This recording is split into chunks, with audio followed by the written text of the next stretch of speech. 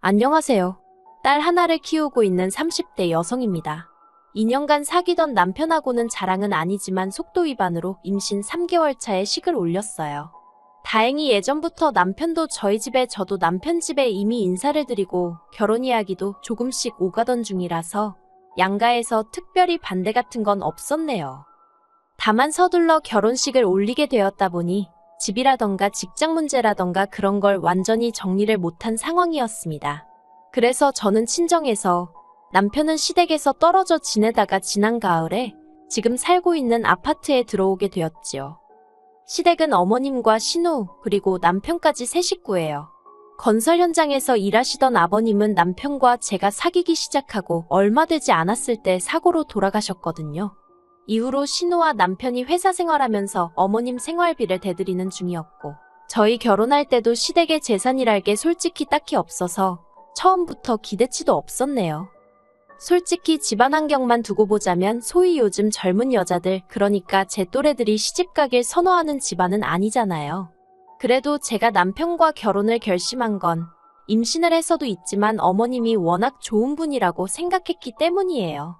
어머님은 제가 처음에 인사를 드리러 갔을 때부터 웃으면서 반겨주시고 좋은 말씀도 많이 해주셨어요.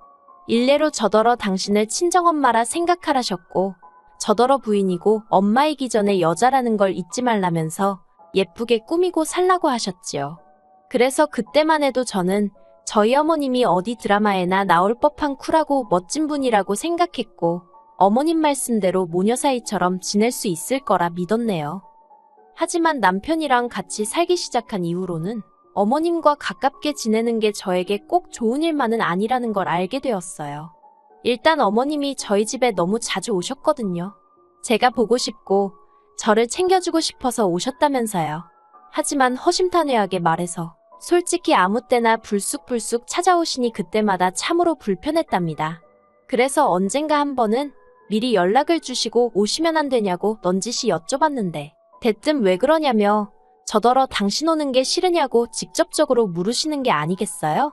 그리고는 서운하다며 마른 눈물을 쥐어짜내시는데, 지금도 그때를 생각하면 등줄기에 식은땀이 흐르는 것 같아요. 정말이지 어머님 삐진 거 풀어드리느라 얼마나 진땀을 뺐는지 모릅니다. 어머님은 저희 집에 오시면 냉장고 정리부터 시작해서 집 청소에 빨래까지 온 살림을 해주고 싶어 하셨어요.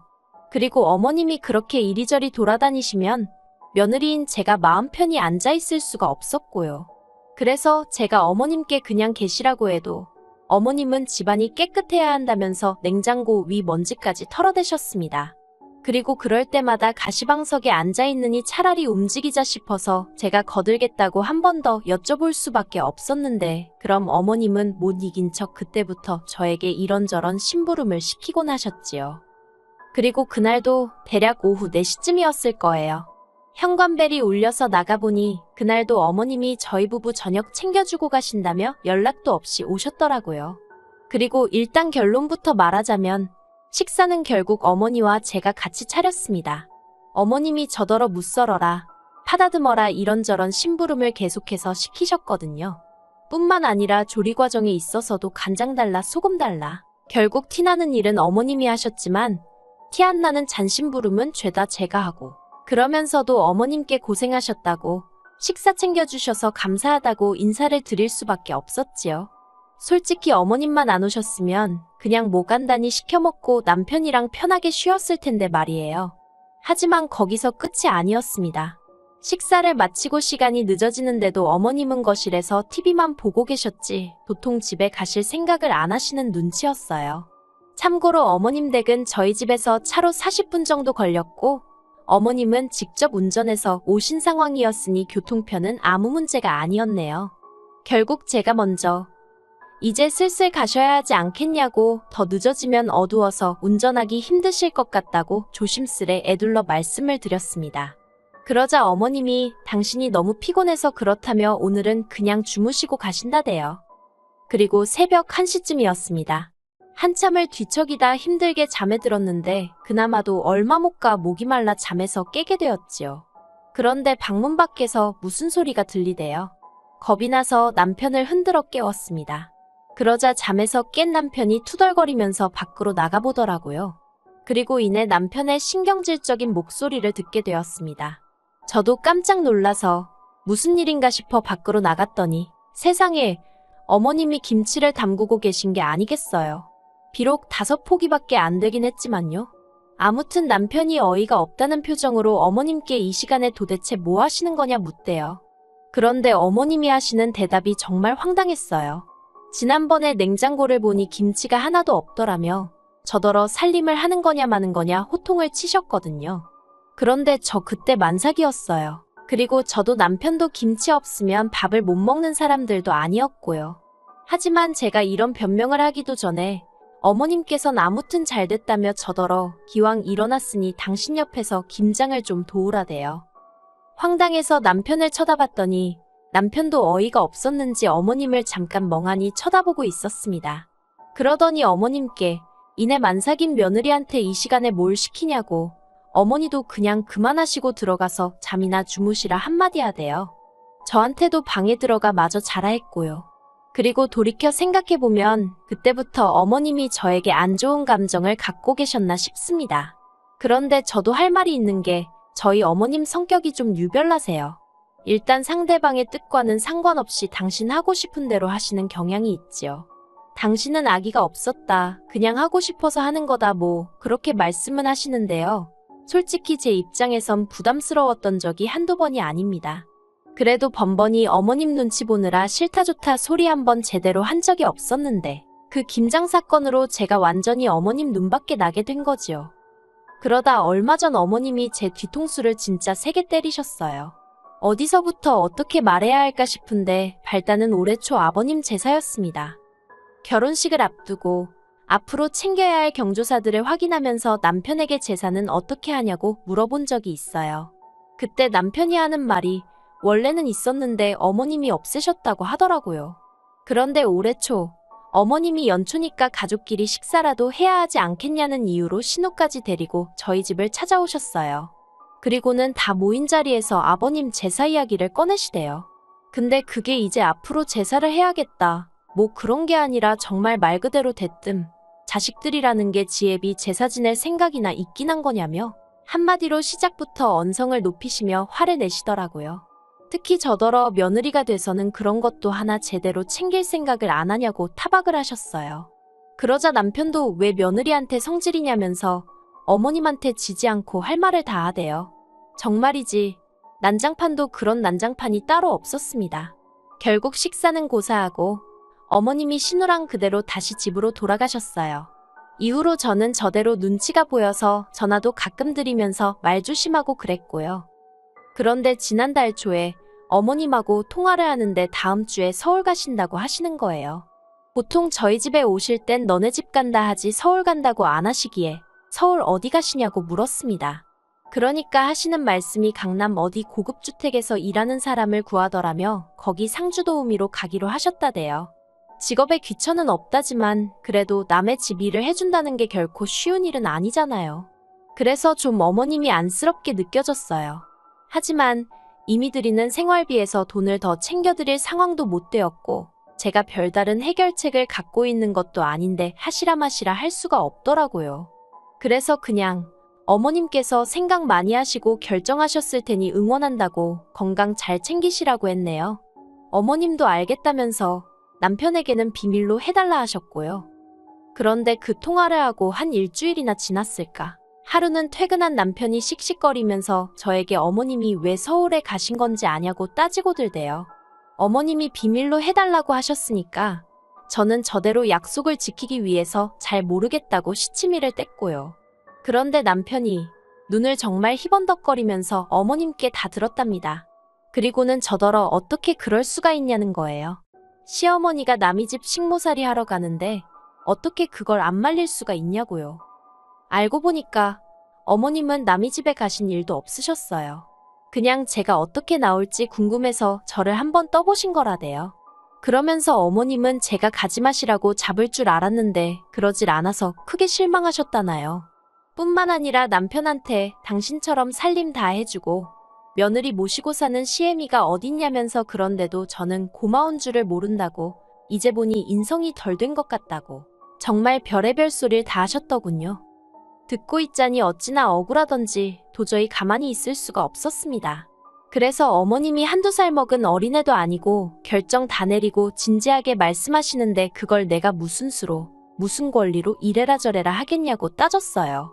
게다가 어머님이 먼저 당신한테 비밀로 해달라고 한 거고 집안일도 내가 언제 해달라고 했냐.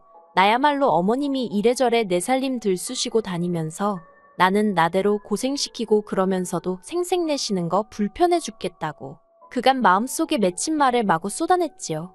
그랬더니 남편도 아차 싶었는지 아니면 뭔가 깨닫기라도 한 건지 어머님이 전화에다 대고 제 욕을 하도 하시니까 자기도 짜증이 나서 순간 욱했다며 미안하다고 한 번만 그냥 넘어가 달라대요. 하지만 어머님의 본색을 알고 나니 마음이 도통 풀리지가 않더라고요. 그래서 친정어머니께 전화를 했어요. 행여 친정어머니가 걱정하실까봐 미주알고주알 말은 안 하고 그냥 어머님이 요새 말을 좀 섭섭하게 하신다며 운을 띄웠지요. 그런데 친정어머니가 기다렸다는 듯이 크게 화를 내시는 거예요. 보통은 오히려 먼저 저더러 그래도 시어머니가 어른이니 이해하란 식으로 말씀하시는 분이신데 말이에요. 그리고 곧이어 그 이유를 알게 되었습니다. 언젠가 어머님이 저희 친정어머니께 전화를 하셨던 모양이에요. 제가 알기론 두 분이 평소에 연락을 주고받는 사이가 아니거든요. 그러니 저희 친정어머니가 꽤 놀라고 당황하셨다고요. 아무튼 어머님께선 그동안 잘 지내셨냐며 운을 띄우시더니 이내 저에 대한 이야기를 하시더랍니다. 집안도 맨날 어지럽혀져 있고 음식 솜씨도 없는 것 같다. 남편 양말 구멍 난 것도 모르더라. 한마디로 전부 다 제가 못났다는 얘기였는데 처음엔 저희 친정어머니는 제가 정말 무슨 큰 실수라도 했나 싶어서 가만히 듣고만 계셨답니다. 그런데 들으면 들을수록 황당하고 어이가 없다 못해 웃기더래요. 그래서 어머님한테 살림이고 뭐고 둘이서 알아서 하는 거라고 그리고 요즘 애들이 누가 집에 와서 냉장고까지 들춰보는 걸 좋아하냐고 그냥 놔두면 서로 알아서 해결하고 산다고 그러셨대요. 그리고 김서방처럼 우리 딸도 시집 가기 전에 열심히 회사 다니면서 일만 하던 앤데 하루아침에 살림 잘하고 음식 잘하고가 되겠냐고 좀 기다려주시라 하셨다고요. 그러자 어머님도 더는 뭐라 하실 말씀이 없으셨는지 저희 친정어머니더러 며느리가 누굴 닮았나 했더니 사부인을 쏙 빼닮은 모양이라고 하시면서 전화를 끊으시더랍니다.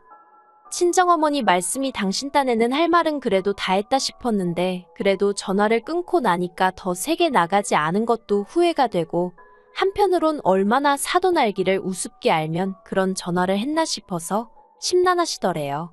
그래서 결국 사위인 저희 남편을 불러 어머님이 하신 이야기를 조목조목 다 전하셨고 두 번 다시 그런 연락이 오는 일은 없도록 하라고 경고장을 날리셨답니다. 남편은 쩔쩔매매 죄송하다고 제발 부탁이니 저한테는 비밀로 해달라고 했다고요. 그리고는 친정어머니가 그때 남편이 보낸 문자라며 보여주셨는데 그 시기가 저 아기 낳고 산후조리원 갔다가 집에 왔던 때였어요.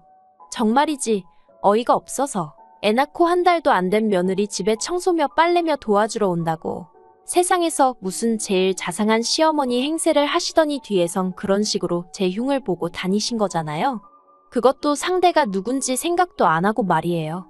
막말로 저희 친정어머니한테도 제 흉을 보실 정도였으면 이모님부터 시작해서 당신 지인들한텐 저를 얼마나 씹어댔을지 제가 남편한테 친정어머니한테 다 들었다며 그간의 일도 따지고 들었습니다.